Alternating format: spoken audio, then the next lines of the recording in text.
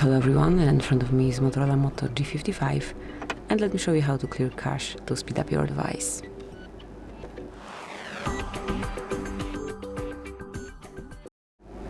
So at first open the settings, then find and select apps, go to all apps and just go app by app.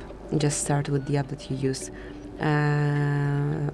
most often, then find and select storage and cache, and just mark clear cache, and that's it.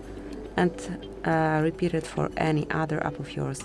Just start with those most frequently used. So that's it. Once you do it all for each app, your device will be definitely faster. Thank you for watching.